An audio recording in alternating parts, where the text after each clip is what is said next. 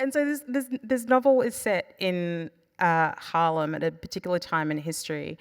And one of the things that I was quite fascinating was just the level of detail in this world. And I'm curious, just how much research went into it? I drew upon gangster memoirs, memoirs of hustlers. William Burroughs, famous beatnik writer, his first book is called Junkie, and it's about being a hustler and addict in New York in the 50s, and there's this great slang that I'm sort of stealing to use for my own thing. Newspapers, the book takes place in 1959, 1961, 64, so what's going on in the city at that time that I can exploit for my characters. 1961 is the re-election of Robert Wagner for mayor, and so if I go to the New York Times archive online, I'll see an article about that, and on the other side, an ad for Siemens Furniture, and I'm stealing language from those ads. Wow. If you put in Harlem 1960s into YouTube, somebody's uploaded their grandfather's footage that he took with his Super 8 camera. They digitized it, and it's up there, just this weird artifact. And you see, are people wearing hats or not wearing hats? In the late 50s, people are still wearing hats, but they stopped by 64. In the distance, you can see like pig knuckle sandwiches, 5 cents. And I'm like, wow. Pig knuckle sandwiches?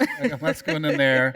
And so you're getting all this information, some of which you can use, some of which is just for me. Yeah. And then you figure out how to deploy it in a constructive way that serves the book. I'm sort of also interested in what you do really well in the book, which is introduce these bits of Black history through the course of Ray Carney's story. Why it was important for you to punctuate the story with some of those sort of little bits about New York that might not be familiar to most people? I love the city, and as I get older and uncover different facets of it, different parts of the history, I want to share it if it can serve the characters. And it definitely, in a story where Ray Carney is laid low, then he rises, he's laid low again. There's a big echo of that in New York City history, whether it's the pandemic, which had people saying, like, New York is over, everyone's fleeing the city, 9/11, Great Fires, Yellow Plague, wars with the British soldiers, wars with Native Americans. New York is always in peril and it always comes back. And so finding incidents like the history of Seneca Village served a larger story of regeneration, renewal, destruction, in ways that illuminate the character and sort of the larger theme. So Seneca Village was in the middle of Manhattan. It was a town, a little neighborhood of free Black people, poor Irish people. They had churches, they had schools. They decided to put Central Park in the middle of Manhattan, and they have to go. And so it's an early example of eminent domain in New York City, where they raised the village, and now it's a very beautiful park, but there's this hidden history of a Black town in the middle of the city. Ray Carney's wife comes from a well-to-do family. They're descendants of Seneca Village, and so in addition to the destruction, renewal idea, I also get the idea of class.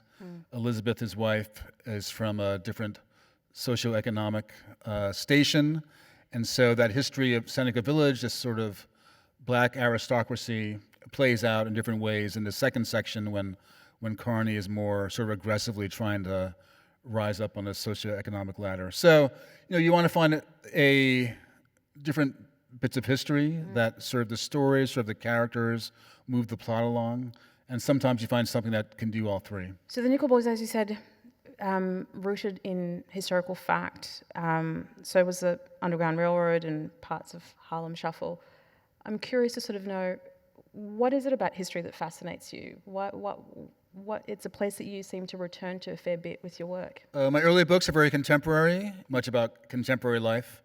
And I got to a point where I thought I said enough, like I thought I should just shut the hell up because I have nothing new to say.